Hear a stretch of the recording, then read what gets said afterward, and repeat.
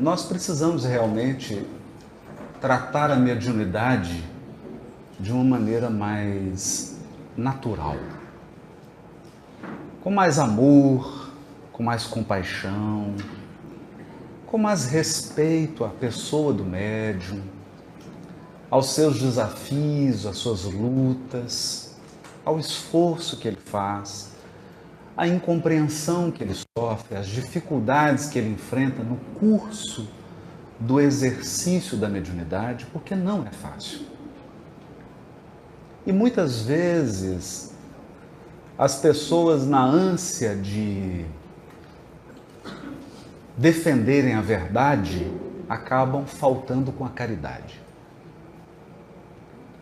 E nós precisamos compreender que na pauta de conduta dos espíritos superiores, a caridade nunca anda sem a verdade e a verdade nunca anda sem a caridade.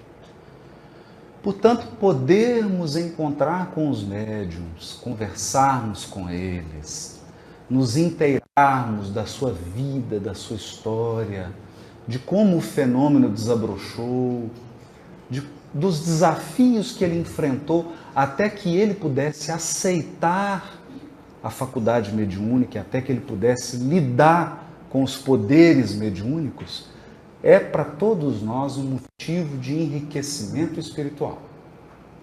Eu hoje venho falar sobre os desafios contemporâneos da mediunidade, mas eu escolhi um caminho muito mais difícil, mais árduo e mais íngreme.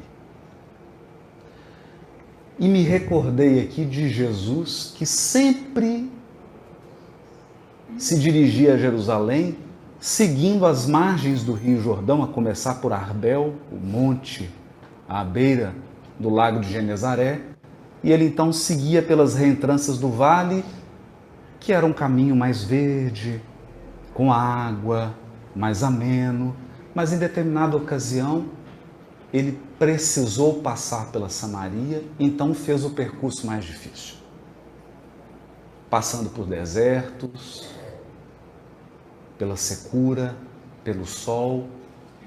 E os caminhos mais difíceis e mais áridos, eles reservam muitas vezes as paisagens mais inusitadas. Então eu vou pedir a paciência, porque eu preciso fazer uma introdução. E ela vai ser difícil. Vai ser árdua. Mas eu tenho certeza que quando nós caminharmos para a segunda parte da fala, em que nós tocarmos diretamente nas questões da mediunidade, as paisagens visualizadas na primeira parte serão uma dádiva. Serão valiosas. Eu começo então por um capítulo do livro Evolução em Dois Mundos. Capítulo 13 do livro Evolução em Dois Mundos, e depois nós vamos caminhar para o 14.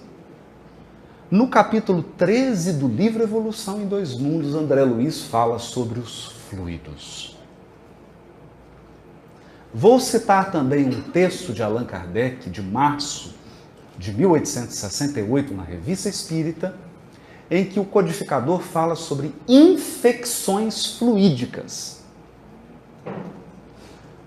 Selecionei esse texto apenas para que os críticos não digam que a obra de André Luiz não está em perfeita harmonia e sintonia com a obra do codificador.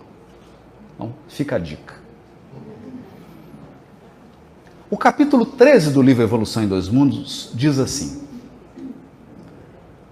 a consciência que aprendera a realizar complexas transubstanciação de forças nas diversas linhas da natureza, ao se adaptar aos continentes da esfera extrafísica, passa a manobrar com os fenômenos da meditação e reflexão de que o pensamento é base fundamental.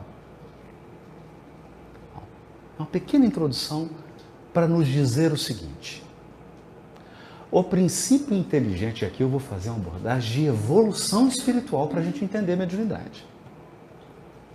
O princípio inteligente criado simples e ignorante, deve construir e conquistar com o apoio, a orientação e a sustentação de Deus através dos seus intermediários, ele deve conquistar a própria glória.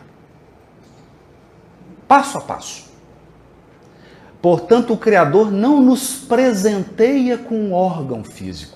Ao longo da evolução, você conquistou seus órgãos físicos. Você conquistou essa formosura que é o corpo humano. Essa obra extraordinária. André Luiz irá dizer, aqui no final do capítulo 13, que desde os seres unicelulares, dos vírus e bactérias, até a primeira expressão do hominídeo, que antecede o Homo sapiens, o princípio inteligente gastou 15 milhões de séculos. Então, eu não sei se você se recorda, quando você era uma bactériazinha, você demorou 1,5 bilhão de anos para você ficar de pé. Ficar de pé. Porque pensar, tem gente até hoje que não aprendeu. Né? Bom, 1,5 bilhões de anos. Conquistando cada elemento, porque na lei divina, o princípio inteligente está lá no livro dos Espíritos, começa no átomo. E ele precisa aprender a reger esse material que é extraordinário, que é o átomo, que é extraordinário. Mas à medida que ele vai avançando, ele vai gerenciando unidades mais complexas. Por isso que ele é princípio criado simples, ele vai ganhando em complexidade, ele é ignorante, porque no início ele não sabe. Então o primeiro exercício dele é equilibrar duas bolinhas. Não, um elétron e um núcleo. Ou seja, você começa a evolução tendo que vigiar duas tartarugas. E às vezes uma foge. E ali nós vamos ganhando conhecimento. Mas não é conhecimento de Google. É conhecimento no sentido filosófico, porque é um conhecimento que diz respeito a saber, a agir, a operar, a manipular. Então, é um pouco também de habilidade, conhecimento como habilidade operacional. Tá complicado, gente? Até agora tá todo mundo indo? Vai piorar. Então ele começa, vai se desenvolvendo. Até que chega um momento muito especial. Mas antes disso eu tenho que falar de uma realidade aqui. André Luiz vai definir aqui um conceito. E aqui eu queria deixar bem claro. Esse conceito é uma metáfora. É uma metáfora. Como a maioria dos conceitos da física são metáfora. Eu me lembro quando fazia eletrônica no Cefet, perguntei para o meu professor assim, qual que é a natureza ontológica de uma onda eletromagnética? Ele falou, é mais fácil definir um anjo do que uma onda eletromagnética. Nós não sabemos a natureza. Qual que é a natureza? Qual que é hoje na física quântica? Qual que é a natureza da matéria? Todo mundo foge. Ninguém quer explicar isso. Aí te apresento uma equação matemática. A equação matemática é tipo assim, não vamos falar no assunto, não, vamos só calcular. Correto? Então isso aqui é uma metáfora. E a metáfora é a metáfora do fluido. Do fluido. Sabe-se que a matéria apresenta-se no estado sólido. O que é o estado sólido? Está aqui. Ó. Se eu começar a pressionar isso aqui, ó, se eu colocar muita força, o que vai acontecer com isso aqui? Vai quebrar. Isso acontece com um fluido, que é um outro estado da matéria, que é, por exemplo, líquido, gás. Acontece? Não. No fluido, pela estrutura das moléculas, mais maleável, você exerce uma pressão e ele não faz isso. E ele se adequa ao recipiente. Mas a principal característica do fluido, guarda isso aqui. Você pode falar, eu esqueci tudo. O fluido escoa. Pega a água aqui e derruba. O fluido escoa. O fluido flui. Flui. Então, se eu pegar essa garrafa aqui, ela flui? Não, ela flui. Eu posso jogar ela, mas fluir ela não flui. O fluido escoa. Ok? Isso é importante porque Kardec vai definir um conceito que é de fluido cósmico. Uma matéria elementar que flui pela criação infinita. Ou melhor, a criação infinita boia nesse fluido. E aí André Luiz vai dizer aqui, fluido vivo. Guarda essa palavra. Fluido vivo. No plano espiritual, o homem desencarnado vai lidar mais diretamente, porque encarnado você lida, mas indiretamente. No mundo espiritual você lida diretamente com um fluido vivo e multiforme. Vivo e multiforme. Estuante e inestancável. O que é estuante? Não, uma cachoeira. Estuante, ele está fluindo, está escoando. E inestancável, você não para. Ele circula. Haroldo, mas qual que é a natureza íntima desse fluido? Simples. A resposta, não sei. André Luiz, no Mecanismo da Mediunidade, diz assim, o fluido cósmico é, para nós, a matéria inabordável.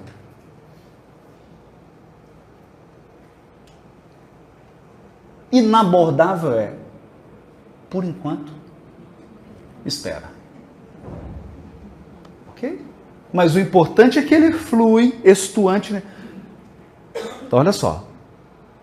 O ser desencarnado, ele entra em contato direto no mundo espiritual com um fluido que é vivo, multiforme, ou seja, tem várias formas, porque ele é plástico, ele toma qualquer forma, como a água. Dependendo de você mudar o recipiente, ela toma a forma do recipiente, não é assim? Bom, a nascer-lhe da própria alma. Olha isso. Então, o próprio ser expele esse fluido. De vez que podemos defini-lo, até certo ponto, como subproduto do fluido cósmico. Até certo ponto. Por quê? Porque ele é misto. O espírito toma do fluido cósmico, mas o espírito altera, porque ele é co-criador. O ser espiritual é co-criador. Até aqui todo mundo acompanhando? Então, ele é um subproduto do fluido cósmico, ele foi absorvido pela mente humana em processo vitalista semelhante à respiração, pela qual a criatura assimila a força emanante do Criador, esparsa em todo o cosmos, transubstanciando-a sobre a própria responsabilidade para influenciar na criação a partir de si mesmo. Deus criou a vida, mas nós influenciamos na vida porque somos co-criadores. Esse fluido é... Quem que é esse fluido? Sabe quem que é esse fluido? É o próprio pensamento contínuo.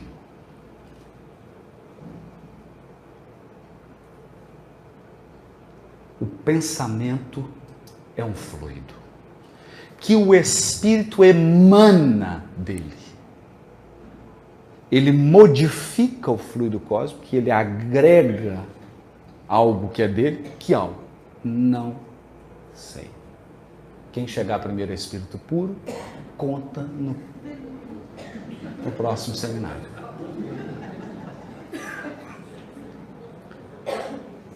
Mas por que ele é vivo? Aí aqui eu vou resumir, vou ter que passar, porque o André Luiz é assim, ele escreveu o livro Evolução em Dois Mundos, ele colocou tudo em ordem. Aí o Emmanuel falou assim, não interfira na evolução dos encarnados. Pega os assuntos, joga tudo para cima e mistura tudo. Só vai ler quem tem olhos de ver e ouvidos de ouvir. Mais na frente, ele vai dizer que esse fluido tem estrutura atômica e molecular de uma natureza que não é da tabela periódica. Então, nem adianta você achar que tem hidrogênio. Esquece isso. É outra química. Mas há uma unidade na lei divina. Então, o mesmo padrão organizacional da tabela periódica é o padrão organizacional da matéria espiritual. É o mesmo padrão. Então, se você olha esse fluido, ele tem molécula? Tem. Tem átomo? Tem. Se ele tem átomo, então tem um princípio inteligente no átomo do pensamento. Por isso que ele é fluido vivo.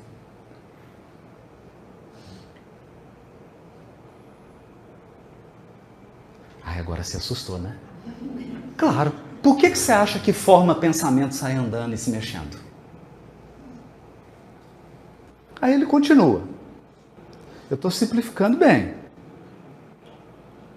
Quando ele vai falar do centro encefálico, ele diz assim, olha isso, que lá no tálamo, esquece isso, depois você joga no Google, nessa delicada rede de forças, olha isso, verte o pensamento ou fluido mental. É lá que está a cachoeira. Fluido que influencia primeiro, através dos impulsos repetitivos, da região cortical, das zonas psicomotoras, todo o cosmo influencia primeiro o cosmo biológico. Para em seguida, atendendo ao próprio continuismo de seu fluxo incessante, espalhar-se em torno do corpo físico da individualidade consciente. Olha só. E responsável pelo tipo do fluido. Qualidade e aplicação do fluido, organizando-lhe a psicosfera ou halo psíquico. Era o conceito que Kardec deixou escrito no livro Obras Póstumas, quando ele falou da fotografia do pensamento. Kardec disse assim, nós temos uma atmosfera psíquica. Vocês lembram daquele desenho que tinha um sujeito que andava aí atrás dele? Aí vinha uns raios, né? É igual gente pessimista, né?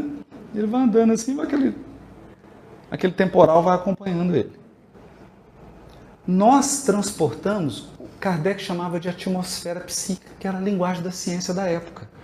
A compreensão que se tinha do fenômeno elétrico e magnético pela física era de uma, como se fosse uma atmosfera.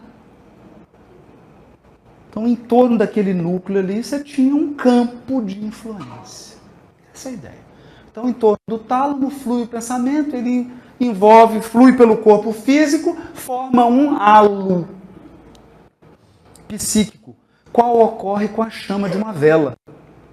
Quem se valendo do que a nutre, estabelece o campo que se lhe prevalece a influência. Então, a vela tem um combustível, o pensamento também tem que se alimentar de algo. Ele se alimenta de forças divinas que estão presentes no fluido cósmico. Estou resumindo, porque André Luiz não fala isso aqui, ele só vai falar isso daqui 30 páginas depois.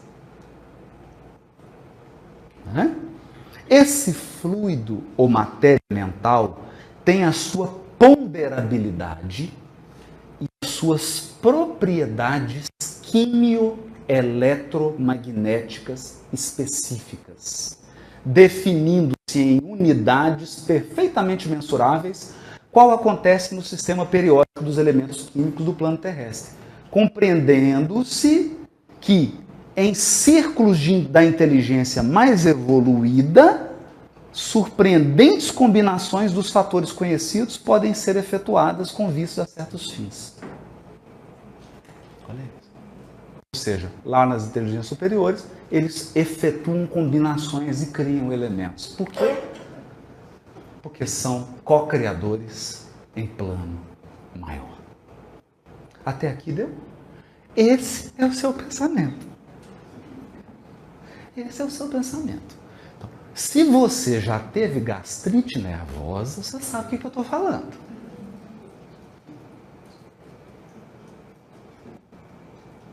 Como que um estado mental afetou seu estômago? Como?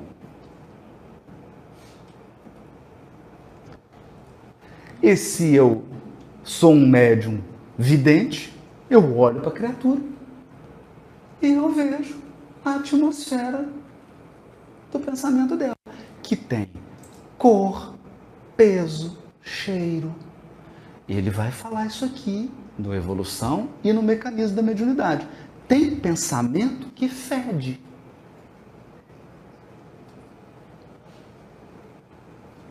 Tem pensamento que dá náusea. Você chega perto da pessoa, seu perispírito embrulha o estômago do perispírito. Sente náusea. Tem outros que atraem. Tem matéria mental que acalma. Tem outra que agita, não tem assim? Tem outras que são bálsamo, outras são ácidos. Matéria mental. Até aqui tudo bem? Ok. Aí nós vamos seguir.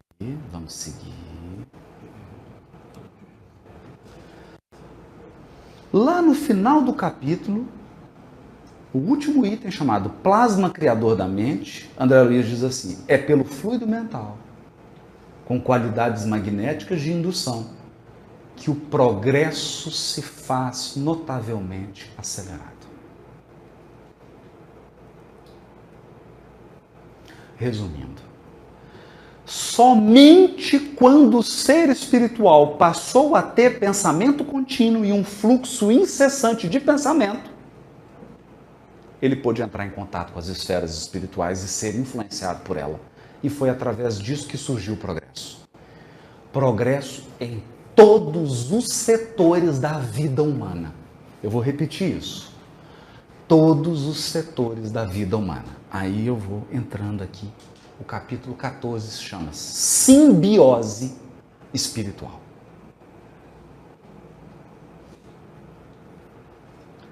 Aí o André Luiz vai explicar uma coisa aqui que eu vou passar rapidinho.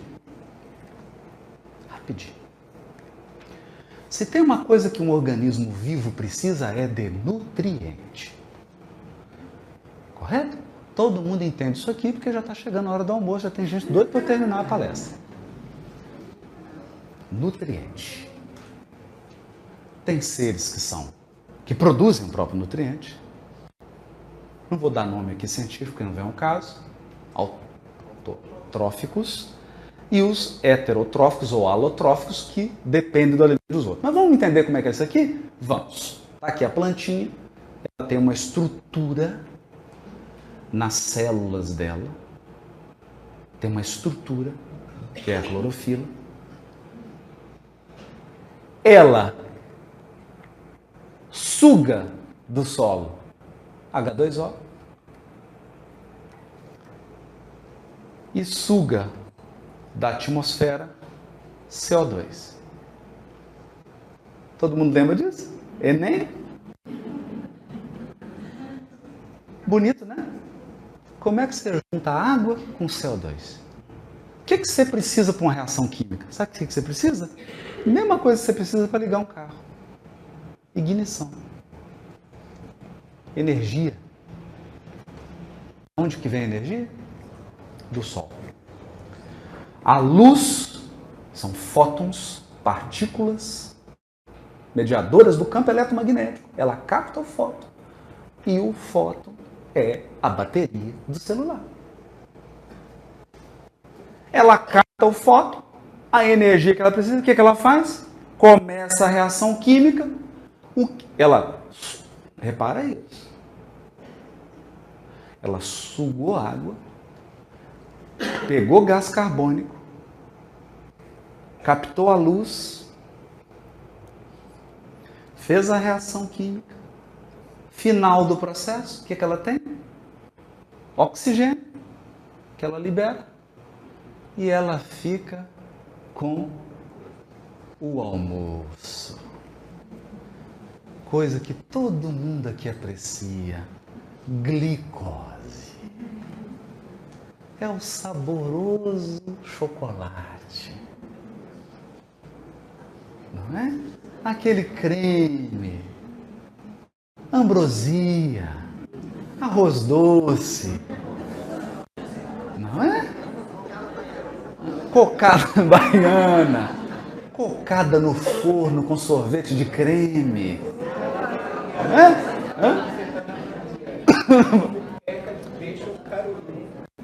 Muquequinha de peixe, entendeu? Glicose. Transformou. Essa é a fotossíntese. E a quimiossíntese? Linda. Bactérias pegam estruturas minerais, fazem essa mesma operação, só que ela retira a energia da quebra, da oxidação, que é um processo químico. Não vem ao caso, não precisa você entender isso. Depois você olha no Google. Através da oxidação aí você tem bactéria que faz essa oxidação do enxofre, tem que faz da amônia, tem outras que fazem do ferro. Ela obtém a energia, depois é a mesma coisa da fotossíntese. A parte 2 do processo é a mesma coisa. Você obtém a famosa cadeia de carboidrato, a glicose. E um elemento extraordinário, que é o nitrogênio. O nitrogênio tem 78% na atmosfera, mas nós não assimilamos o nitrogênio, que é onde tem a proteína. Olha para você ver. Todos os aminoácidos. Imagina se nós conseguíssemos processar o nitrogênio pela respiração, você não precisar mais comer carne. Mais nada, nenhum aminoácido. Você não precisava ingerir nada. Pela respiração você ia processar. Deu para entender? Fotossíntese, quimiossíntese, Haroldo, da palestra sobre biologia.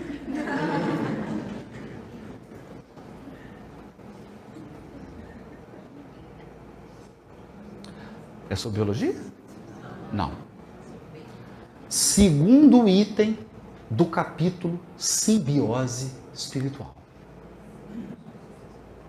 Depois você vai julgar a simbiose, você vai ver que simbiose tem a ver com nutrição e proteção. André Luiz fala assim: início da mentossíntese. Então tem fotossíntese, quimiossíntese. Com a fotossíntese você tem glicose. Com a quimiossíntese você consegue aminoácidos, proteínas, são as enzimas. Olha, as substâncias são as chamadas biomoléculas, que dependem de alguns elementos químicos: hidrogênio, oxigênio, carbono, nitrogênio e depois fósforo, enxofre, ferro. Mas basicamente são esses: oxigênio, hidrogênio, carbono e nitrogênio. Esses são os átomos da vida. Esses são os átomos da vida. Então, você acha que Deus dá a glicose? Você acha que Deus dá a glicose? Não. Deus dá o fóton, a água e o gás carbônico. Mas quem tem que cozinhar é você. Aí você mistura tudo. A glicose, o princípio inteligente obtém pelo trabalho, pelo esforço, pela atividade dele. Ok? A quimiossíntese, a mesma coisa. A bactéria vai lá nos elementos inorgânicos, compostos inorgânicos, não vem aqui ao caso, faz lá uma reação química para obter energia, e com essa energia ele vai conseguir a proteína, o carboidrato e as substâncias biomoléculas. É isso. Agora nós vamos falar de questões espirituais. Você lembra lá do fluido do pensamento? Lembra lá? Então vamos. Erguido, porém, a geração do pensamento ininterrupto, altera-se a individualidade do ser de modo particular. Quando o princípio inteligente começa a ter pensamento contínuo, muda tudo. O que muda? O princípio inteligente inicia desde então nas operações que classificaremos como mentossíntese. Porque elas estão baseadas na troca de fluidos mentais multiformes. Troca de fluidos mentais. O que é isso? As mentes se alimentam. Haroldo, eu não entendi nada. Só grava isso aí, anota aí. As mentes se alimentam através do pensamento. Se alimentam. Por quê? Porque não é só ideia. Não é só ideia que a gente troca. A gente troca fluidos imponderáveis. Por isso que lá em nosso lar está dito, o amor alimento das almas. Então, eu estou aqui com o Vinícius, nós estamos trocando ideia, estamos batendo papo. Não é só intelecto que está em jogo, não é só ideia, nós estamos trocando fluido. Ele vai sair alimentado e eu também. Então vamos lá. Fluidos multiformes. Por quê? Porque entra a subjetividade. Entra a cocriação de cada ser. Através dos quais, olha só, fluidos mentais multiformes, através dos quais o espírito emite as próprias ideias e radiações, assimilando as radiações e ideias alheias.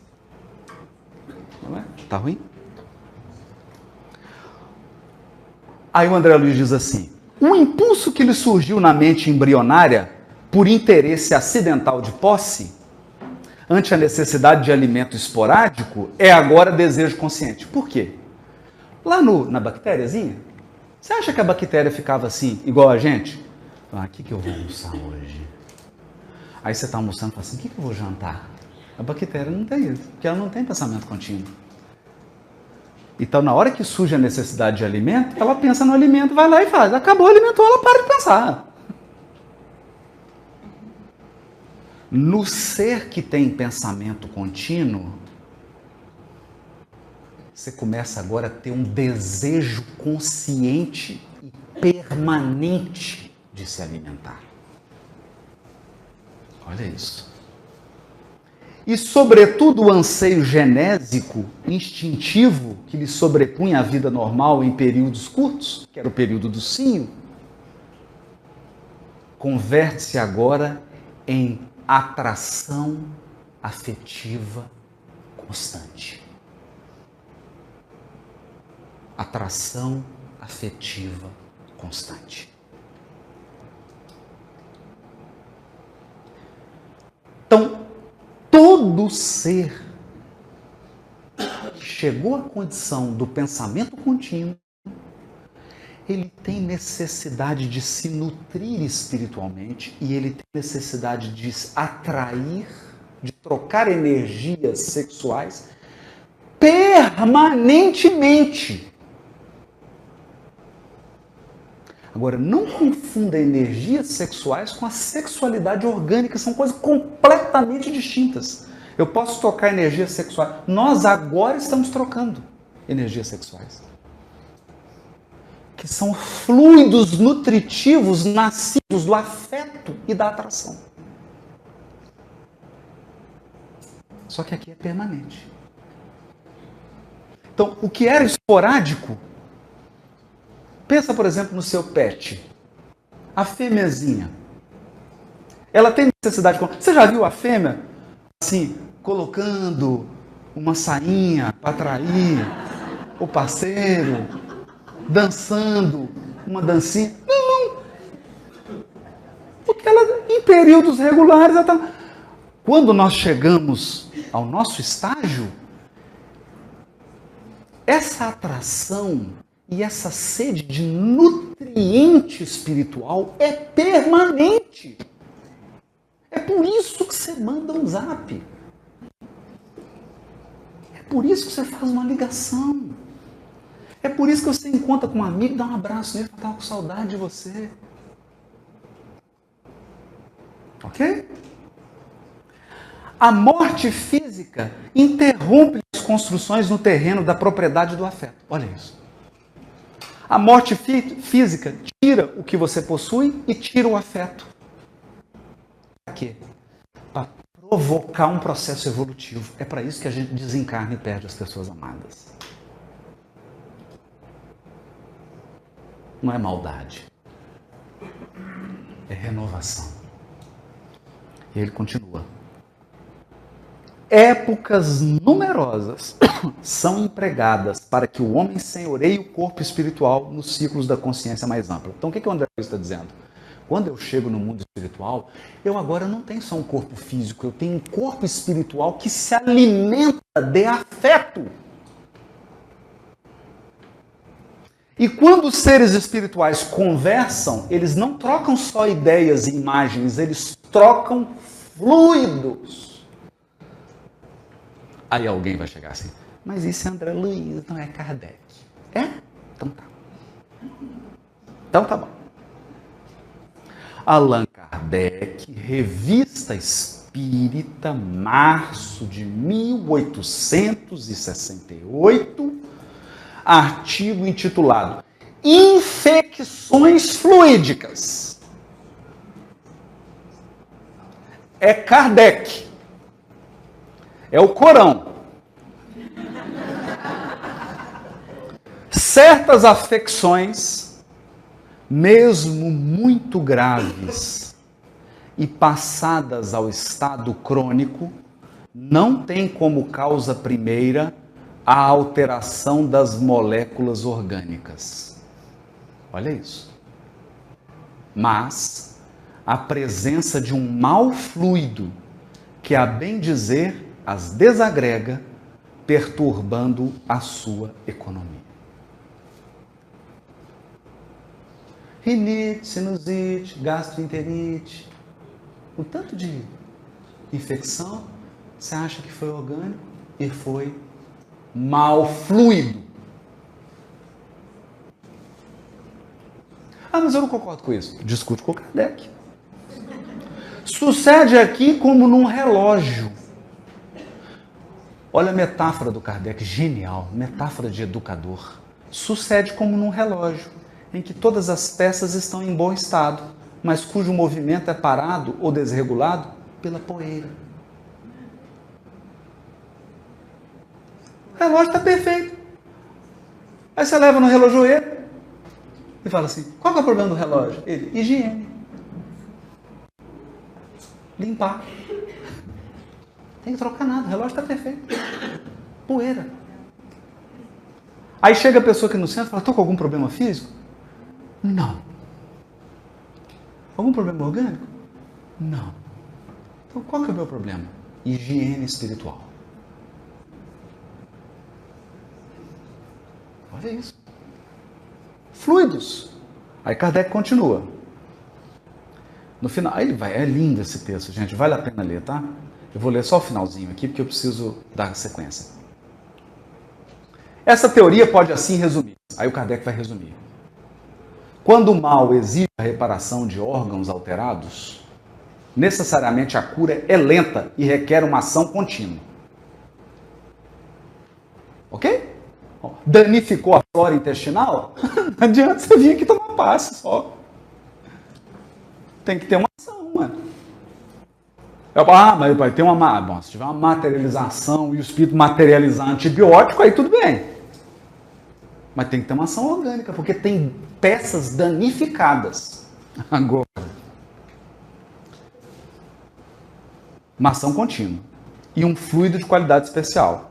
Quando se trata da expulsão de um mau fluido, ela pode ser rápida e mesmo instantânea. Então, o Kardec está dizendo aqui o seguinte. no mau fluido, você precisa de um outro fluido benéfico e poderoso para instantaneamente expulsar o mau fluido. Isso se chama lava-jato espiritual. Espiritual. Uma ducha. É uma ducha.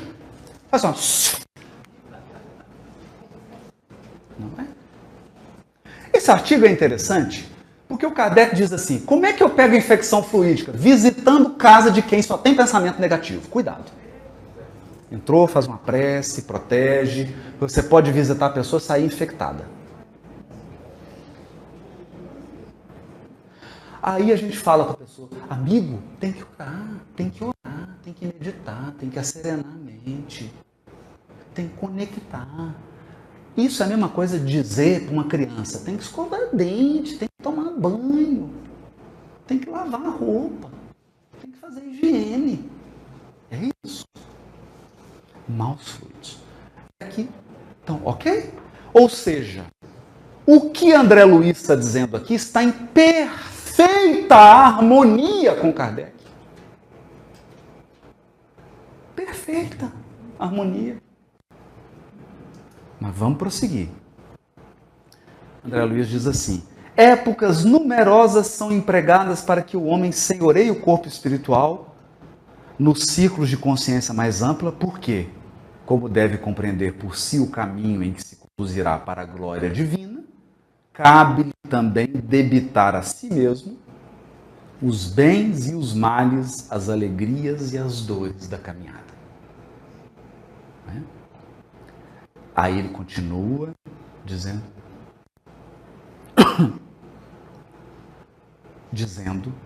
que é por essa incessante troca do fluido mental que se ergue o progresso no planeta. Aí ele começa a falar aqui, agora eu vou resumir, né? Que aí realmente tem que resumir. Vai trabalhar de simbiose das mentes, etc, etc, vampirismo, obsessão, etc. O que nós vamos entendendo aqui? Que desde que nós atingimos a condição de Homo sapiens, do ser que tem pensamento contínuo, o nosso fluido mental entrou em conexão com o fluido mental das inteligências superiores. É aí que nasceu Grécia, Roma, Egito, civilizações, literatura, religião. E até hoje.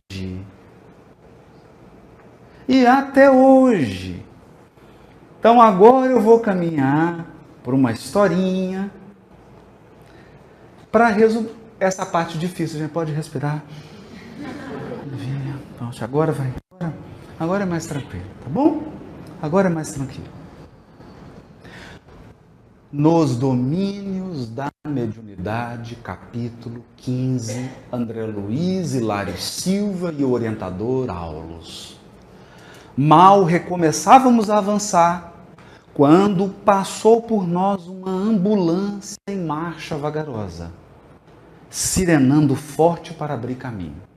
Uma ambulância barulhenta, passando pelo trânsito de Salvador. À frente, ao lado do condutor, sentava-se um homem de grisalhos cabelos a lhe emoldurarem a fisionomia simpática e preocupada. Um médico de cabelos grisalhos, exalando simpatia e preocupado com o doente que estava sendo conduzido pela ambulância. Junto dele, porém, abraçando-o com naturalidade e doçura, uma entidade em roupagem lirial. Isso é para dizer, era um espírito muito superior. Muito superior. Lhe envolvia a cabeça em suaves e calmantes irradiações de prateada luz. Por que você acha que eu vim aqui falar de fotossíntese com você?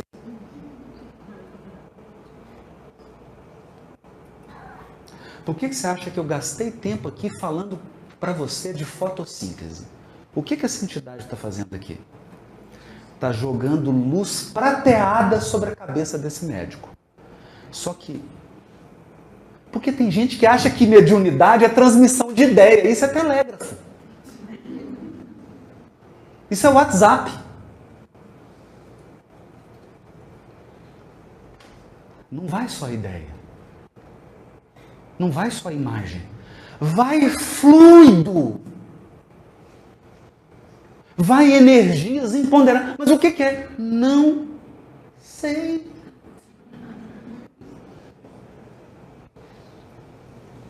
Essa luz prateada canalizava irradiações calmantes e suaves. Porque o médico estava preocupado com o doente. Um abnegado médico preocupado com seu paciente. E ele, pela mentossíntese, porque não é só a luz prateada, ele tem que sugar a água, tem que pegar, não é? Não é assim. O Espírito não dá tudo, ele deu a luz. Você faz a mentossíntese e esse médico, fazendo uma mentossíntese dessa luz prateada, ele atingia serenidade, paz, confiança, segurança. Entendeu o que é que eu desenho? Quem não entendeu, levanta a mão sem constrangimento. Que aí eu explico mais em detalhe. Alguém não entendeu? Todo mundo entendeu. Inquiriu Hilário, curioso. Quem será aquele homem tão bem acompanhado? Olha isso. Aulo sorriu e esclareceu. Nem tudo é energia viciada no caminho comum. Deve ser um médico em alguma tarefa salvacionista. Olha isso. Nem tudo é vício, gente. Nem tudo é maldade. Nem tudo é má intenção. Era um médico. Aí o Hilário pergunta assim, mas é espírita?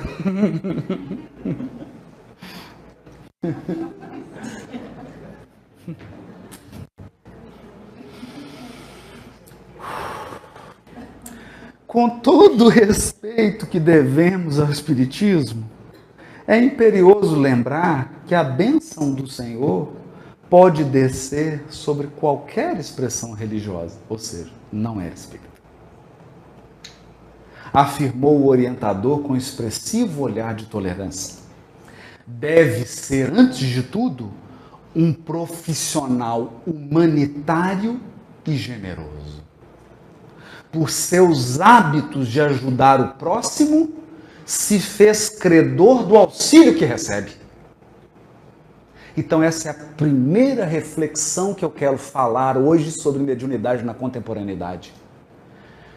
Não pense, pelo amor de Deus, que mediunidade é um fenômeno que acontece em reunião em casa espírita.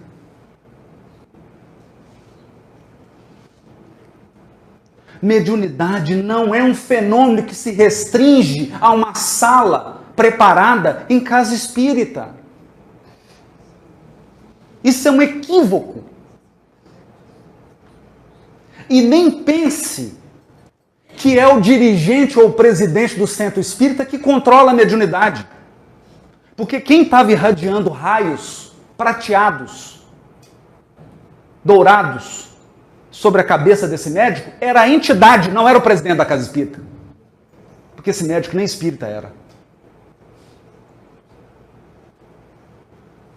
Eu estou dizendo assim porque nós temos que compreender que mediunidade é um fenômeno universal. Onde tiver um ser criado por Deus, tem mediunidade. Ok? Vamos parar com essa bobagem. Dalai Lama é um médium. O Papa Francisco é um médium.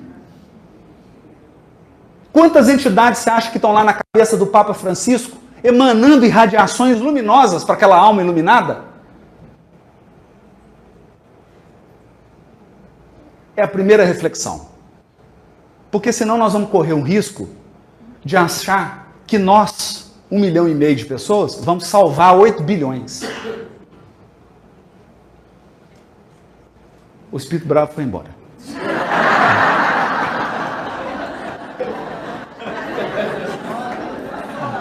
Não lhe bastariam os títulos de espírita e de médico para reter a influência benéfica que se faz acompanhar. O Aulus não está desmerecendo o espírita, gente. Nós somos espíritas. O que é isso? Não é? Nós tivemos um médico espírita de ajoelhar, Dr. Bezerra. Não é isso. Ele está dizendo que não basta ser espírita e não basta ser médico. Ele recebia essa assistência porque ele amava o próximo. Outra coisa, tem gente que acha, eu sou médium porque eu entrei na casa espírita, agora eu vou exercer mediunidade. Como é que é? Eu vou exercer mediunidade porque eu entrei na reunião mediúnica? Peraí, você não exerce a mediunidade no seu trabalho? E você não exerce a mediunidade quando você está cozinhando? E você não exerce a mediunidade quando você vai tomar um banho de praia? Que história é essa?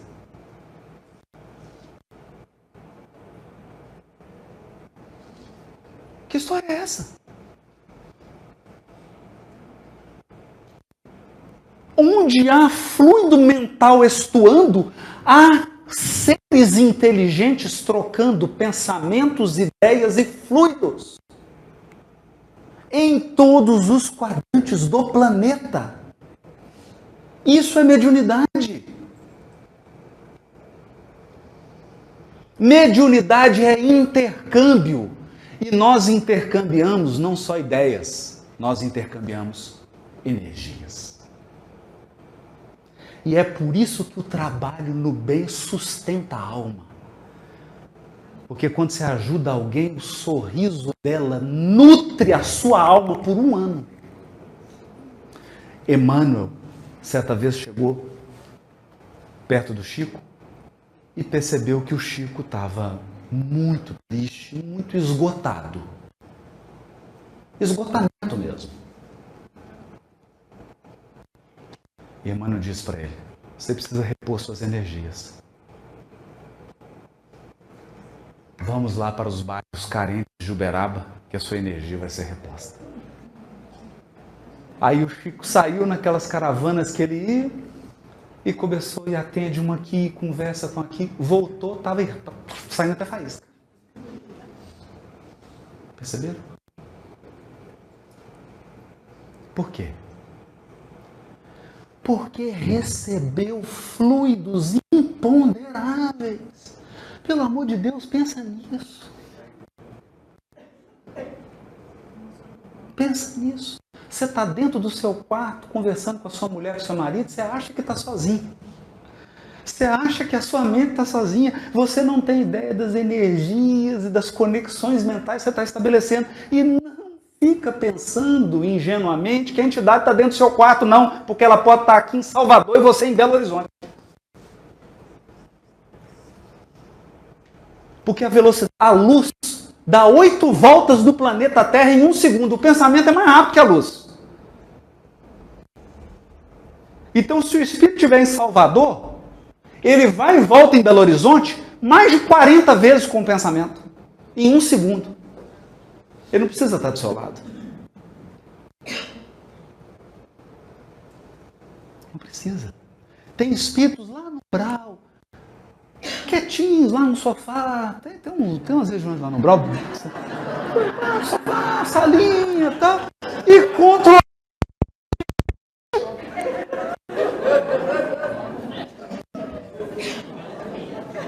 Percebe? Aí você 1.500 quilômetros daqui e ele fala assim, manda um zap. Manda, cria um escândalo. Cria um escândalo. Posta no Facebook. Você acha que a entidade está do seu lado? Não. Mas você está conectada a ela pela frequência. Pela frequência. Porque pega um aparelho de rádio aí, ou um celular com um aplicativo, você vai conseguir agora, eu te provo. Pega e vem aqui que nós vamos sintonizar uma rádio lá de Belo Horizonte. Mas você não está em Salvador? Como é que você consegue sintonizar uma rádio em Belo Horizonte se você está aqui em Salvador? Ah, porque o locutor veio aqui para o seu lado? Sussurrar no seu ouvido? Não. Você sintonizou na frequência, na onda eletromagnética.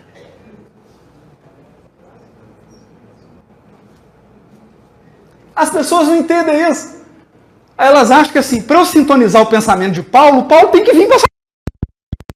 Peguei uma ideia do Paulo, porque ele veio aqui em Salvador, comeu uma moqueca.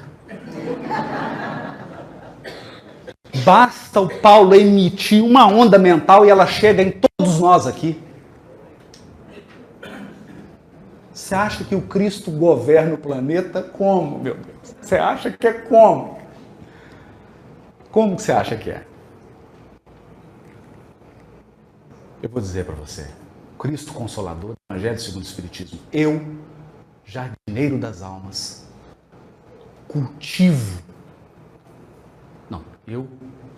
jardineiro, cultivo as vossas almas no silêncio dos vossos pensamentos.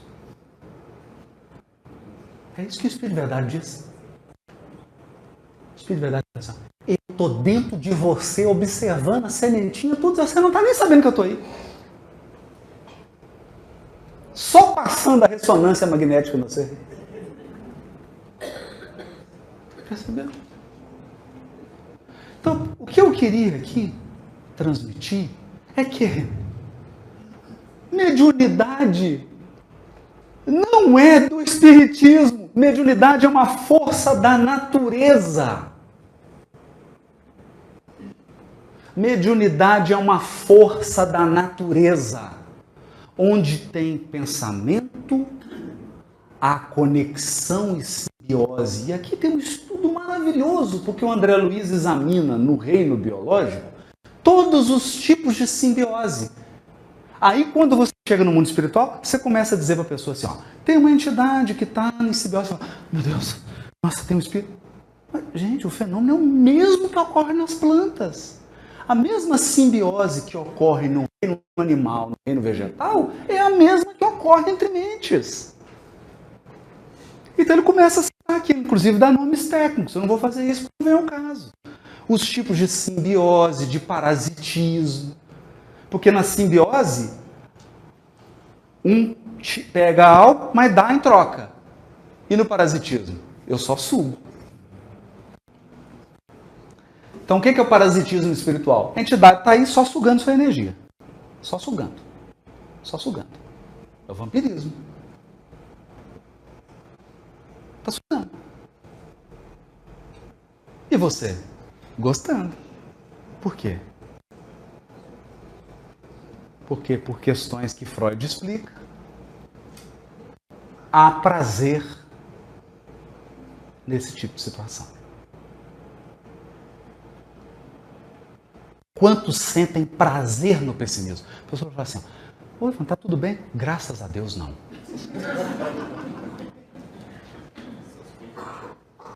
Porque se tiver bem, eu não suporto. Não é assim?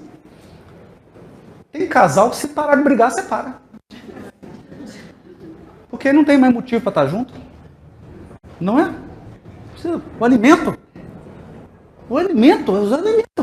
Eu já acordo discutindo porque é o café da manhã. Então, para quem está de fora é mórbido. Para quem está dentro está se alimentando. Nós temos que tomar cuidado com isso. Não é? Há vários tipos de simbiose. Mas o que é preciso destacar aqui? É um fenômeno poderoso e estuante. Nenhum encarnado controla a mediunidade. Nenhuma instituição humana controla a mediunidade. O que nós temos é propostas de educação da faculdade mediúnica. É óbvio. Porque eu posso lidar com esses poderes de forma desequilibrada ou equilibrada. Ora, Por exemplo, eu sei muito bem quando coloco uma barra de chocolate na minha frente, se eu vou lidar com ela de forma equilibrada ou desequilibrada. Eu sei. Da forma desequilibrada, eu já me vi mastigando aquele invólucro ou de alumínio. Aí tirei um alumínio assim, que é claro que foi o chocolate, foi o alumínio, foi tudo. De uma forma equilibrada, o chocolate dura. Dura. Isso é tranquilo, não é? Mediunidade também. Bom, mediunidade é conexão de mentes. Conexão de mentes. Ocorre que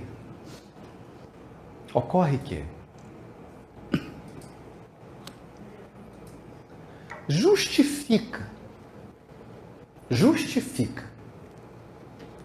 eu colocar um aluno que está no primeiro dia da aula de violão. É a primeira aula dele, nunca pegou num violão. Ele não sabe nem segurar o violão. Justifica eu pegar o maior violonista clássico do mundo para dar aula para ele?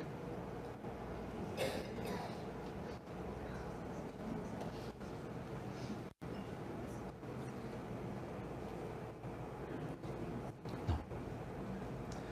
Bom, mediunidade é conexão. Mediunidade é troca de quadros mentais e de fluidos pelas mentes. Mas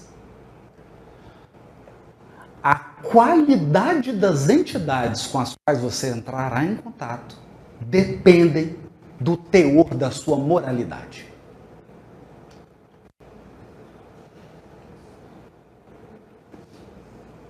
Percebe? Teor. Então, eu não estou falando da intensidade da mediunidade, hein, gente? A mediunidade, ela pode ser... você tem o intenso, tem o médium, tem o baixo, né?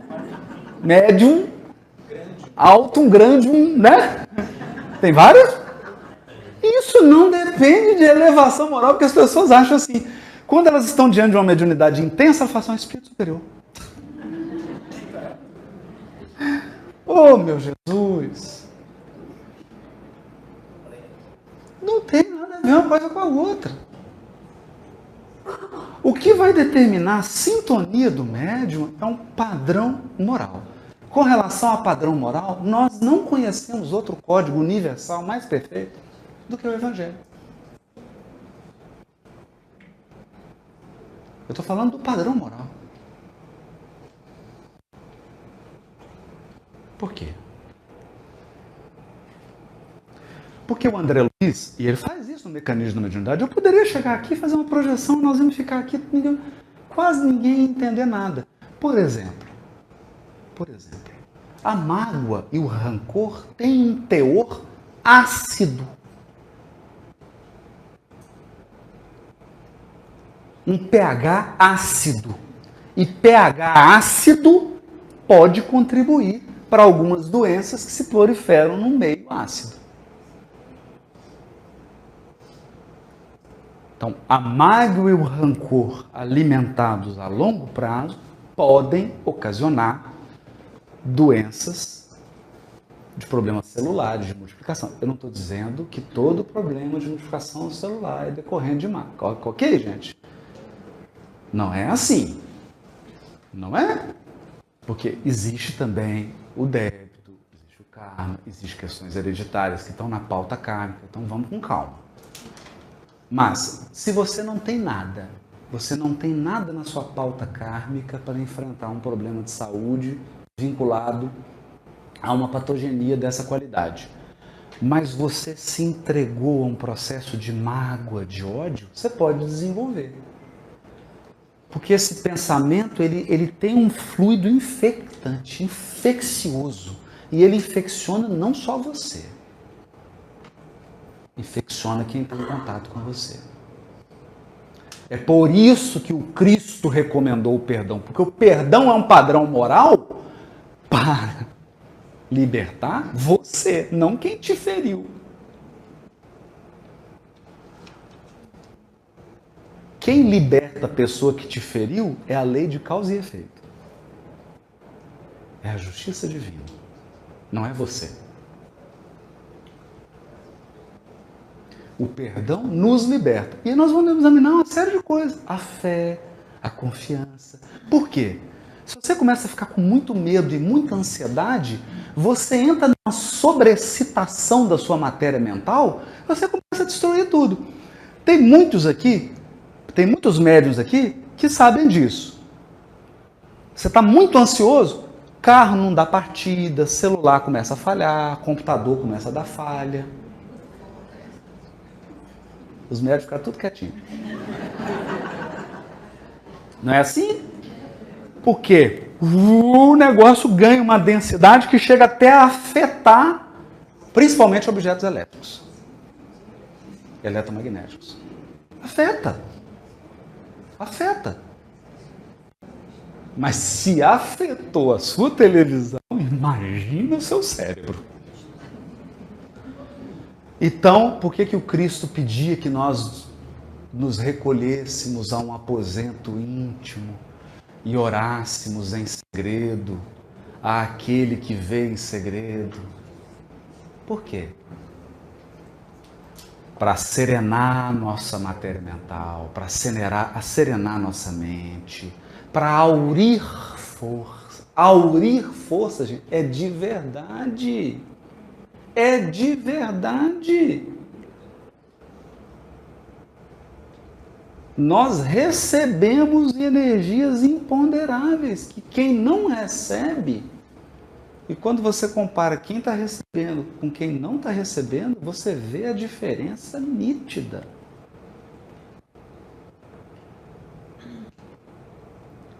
Então, são valores que vão definir a qualidade do fluido, não a intensidade.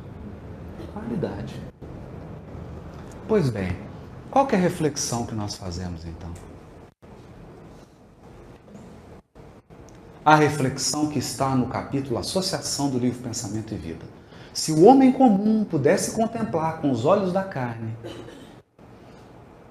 as ondas de pensamento, veria de pronto que todos vivemos em regime de associação. Então você sai aqui do Salvador.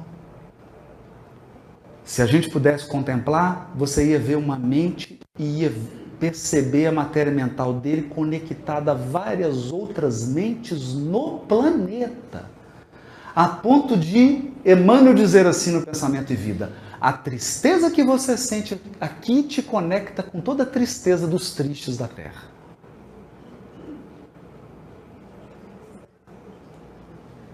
A maldade que eu estou planejando aqui me faz entrar em sintonia com a maldade de todos os seres perversos no orbe. Mas em compensação, a intenção pura, o desejo de fazer o bem, o desejo de ajudar, me conecta com todos os corações, com todos os seres que emanam o bem em nosso favor. É uma questão de associação. E esse é um fenômeno como o da gravidade. Então nós podemos falar em médiuns que nasceram com uma prioridade reencarnatória de um exercício mais, digamos, visível da faculdade mediúnica. Mas não menospreze os teus dons, diria Paulo a Timóteo. Não menospreze a tua mediunidade. Todos somos médiuns. Todos somos médiuns. Para encerrar, e para mostrar como isso deve ser visto com a maior naturalidade, estava eu em São Paulo com a Anabelle, esposa do Formiga, Euríclides Formiga. Estava ela, o filho, Miguel Formiga, a filha, a nora. E eu falei para ela: Anabelle, conta um caso do Chico. Mas, Haroldo, eu estava em Uberaba, fomos com formiga, e o Chico foi cozinhar pra gente, porque ele adorava cozinhar. E aí nós estamos na cozinha, o Chico vira e fala assim: Anabelle, você sabe fazer geleia de mocotó? Ela falou: não, Chico. Por quê? Não, porque a cozinheira do Dom Pedro II está aqui do meu lado querendo me ensinar.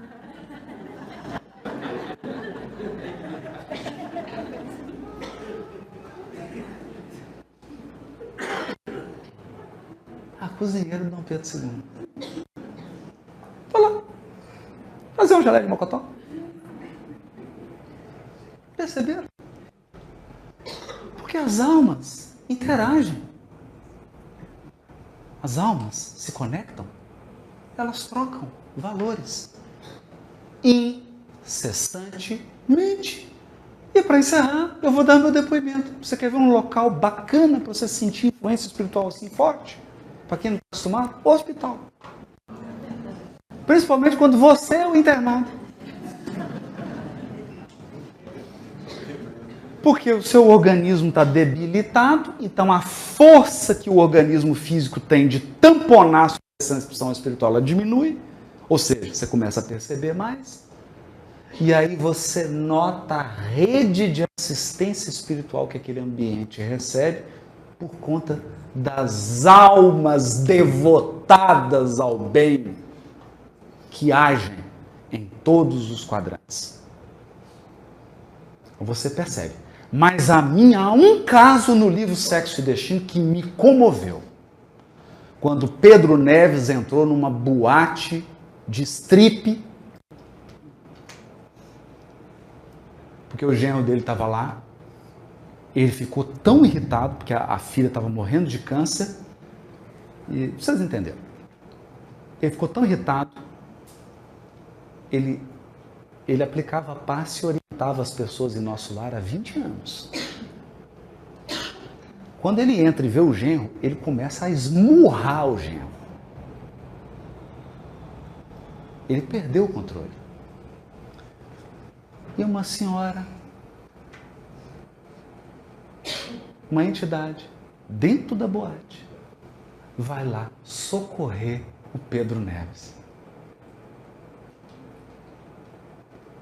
Ela trabalhava dentro daquele ambiente, dando assistência espiritual aos espíritos presos no vício da sexualidade.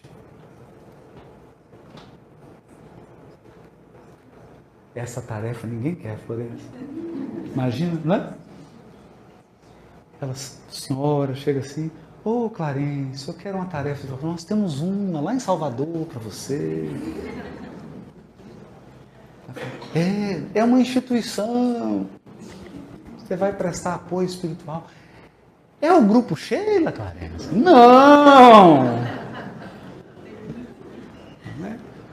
Então, almas abnegadas estão em todos os lugares, amparando, socorrendo, nas vias públicas, nas instituições públicas, nas empresas, nos diversos locais. Era essa reflexão que eu queria trazer. Agora, nós vamos nutrir o corpo, porque nós já fizemos muita mentossíntese.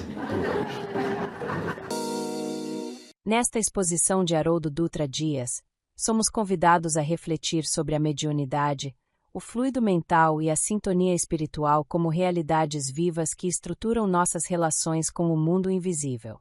Esses temas revelam os mecanismos sutis que nos acompanham diariamente e que, compreendidos com clareza, orientam nossa conduta e fortalecem nossa ligação com o bem. O Espiritismo esclarece que a mediunidade é uma faculdade inerente à natureza humana, estabelecida como ponte entre os dois planos da vida. Presente em graus variados em todos os indivíduos, a faculdade mediúnica, quando equilibrada e orientada para fins elevados, torna-se instrumento de socorro, de esclarecimento e de renovação moral. Mas quando permanece relegada ao descuido, pode se converter em porta de desequilíbrios, justamente porque é o prolongamento da sensibilidade psíquica do ser. Dentro desse mecanismo, destaca-se a noção do fluido mental, expressão que traduz a exteriorização do pensamento em forma dinâmica e ativa. Cada ideia, emoção ou impulso íntimo gera uma emissão sutil, impregnada de nossas qualidades morais e de nossas tendências. Esses fluidos não se esgotam na esfera individual, propagam-se no ambiente, atuam sobre outros seres e se associam aos fluidos espirituais que nos envolvem. Assim, compreende-se por que a prece, o passe e os atos de fraternidade não são apenas gestos simbólicos, mas verdadeiros movimentos de energia que tocam e transformam aqueles a quem se destinam. A doutrina apresenta ainda a lei da sintonia como fundamento da interação entre encarnados e desencarnados. O intercâmbio espiritual não depende apenas da faculdade em si, mas sobretudo da qualidade vibratória que o pensamento estabelece. Espíritos elevados encontram campo para se manifestarem quando encontram mentes afinadas com a disciplina moral, a serenidade e o propósito edificante. Espíritos perturbados, por sua vez, sintonizam-se com as faixas em que predominam o desequilíbrio, o materialismo e os desejos inferiores. Dessa forma, a sintonia espiritual é antes de tudo uma escolha diária, construída pela higiene mental, pela vigilância e pela oração. As observações dos benfeitores espirituais, transmitidas por diversos médiuns, detalham que o pensamento humano funciona como onda que se propaga, penetrando os espaços, influenciando ambientes, impregnando objetos, principalmente, atraindo entidades que se harmonizam com sua natureza. Não é por acaso que a casa espírita se organiza em disciplina, prece e estudo. Ela procura estabelecer campo de vibração favorável para que os comunicados espirituais sejam dignos, claros e úteis. Essa mesma lei explica também a importância da preparação individual dos médiuns, que devem cuidar da mente como um instrumento de trabalho delicado e sagrado. Emmanuel descreve a mediunidade como uma lâmpada que necessita da energia moral do médium para se manter acesa de forma segura. André Luiz, em suas observações do mundo espiritual, relata os processos sutis pelos quais os fluidos se organizam, formando correntes que permitem tanto a transmissão de socorro espiritual quanto o agravamento de perturbações, a depender da qualidade mental envolvida. Joana de Ângeles, por sua vez, acrescenta a dimensão psicológica, mostrando que a educação da mente, a consciência de si e a disciplina emocional são alicerces indispensáveis para a prática mediúnica saudável. Assim, a palavra desses autores amplia a compreensão dos conceitos já expostos pela codificação, oferecendo-nos bases seguras para a vivência diária. Importa compreender que a mediunidade não se restringe à mesa mediúnica ou ao momento da psicofonia. Ela se expressa na vida comum, pela forma como reagimos às influências invisíveis que nos alcançam, pela maneira como emitimos nossos próprios fluidos e pelo tipo de sintonia que estabelecemos. Cada ação mental é convite silencioso a companhias espirituais, que encontram em nós o campo para expandir suas intenções. Cultivar a serenidade, a retidão e o espírito de caridade é, portanto, estabelecer uma disciplina que nos resguarda e que ao mesmo tempo nos abre ao concurso dos espíritos amigos. Guardemos, pois, a certeza de que cada pensamento emitido é semente lançada no campo espiritual. Cabe a nós escolher, com discernimento e constância, a direção de nossas energias, tornando-nos cooperadores conscientes da obra divina. Com serenidade e confiança, sigamos adiante, buscando harmonizar mente e coração, para que sejamos canais de luz e esperança no mundo.